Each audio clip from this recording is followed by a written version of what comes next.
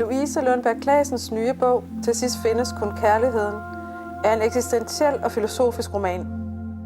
Vi følger den unge danske kvinde Beate, som i en blanding af medfølelse med menneskene og afsky over for den lidelsesfulde verden, de skaber, søger at komme fri og finde hjem til et sted, hun intens fornemmer og inderligt længes efter.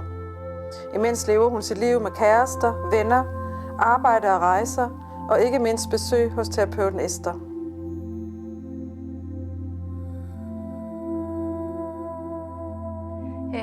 Beate, hun ligner unægteligt mig ret meget. Til sidst findes kun kærligheden. Det er det, som man kalder en autofiktiv roman. Og det vil sige, at den både sådan, henter fra min egen erfaringsverden, men at den også er fiktion.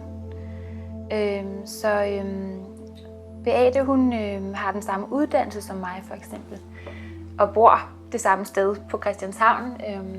Men derudover, så det mest sådan kendetegnende ved hende, det er en drivkraft, hun har, som jeg også selv har. Og den handler om, at Beate lider i den menneskeskabte virkelighed. Det, som buddhisterne kalder samsara. Og hun fornemmer, at der er en anden dimension, som hun længes efter, og som hun fornemmer er en befrielse. Så hun søger at komme hjem til den her dimension, og det lykkes faktisk for hende. Derudover så er hun sådan set en meget almindelig og naturlig yngre kvinde, som også nyder livet og dets skønhed og dets mere sådan erotiske sider.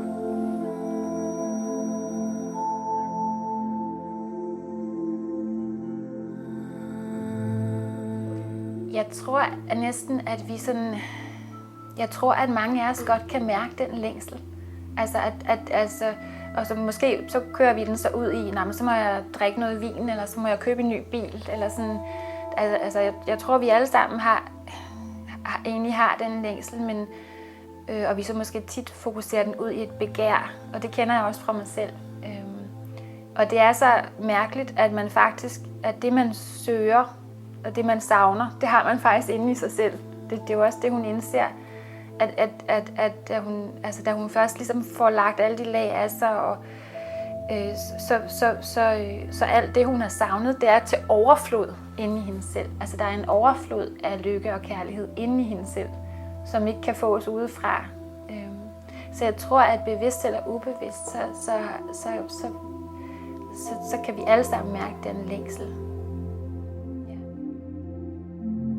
Helt konkret, der går hun ture i naturen, og hun dyrker yoga.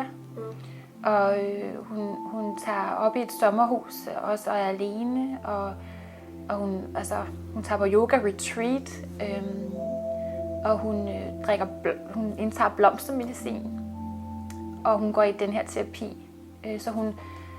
Så hun prøver, hun har sin, og så gør hun sig filosofiske overvejelser og læser om de her ting og sådan.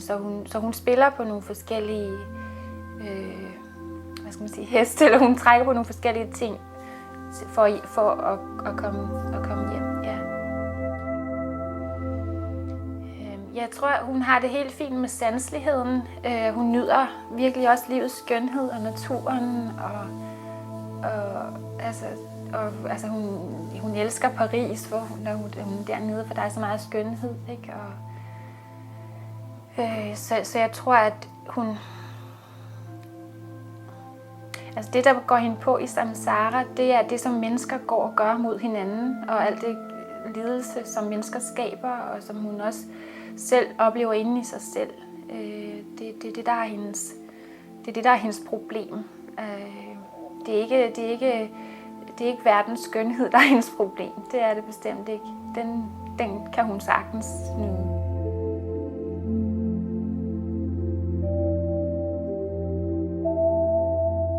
Hendes erkendelse til sidst i bogen, det bliver, at det, der er essentielt virkeligt, det er denne her dimension af kærlighed og overdådighed. Abundance, som man siger på engelsk. En indre lykke, som er overvældende egentlig. Og det er det, der er det virkelige. Og alt det andet, som vi går og tænker og forestiller os, det er faktisk ikke virkeligt.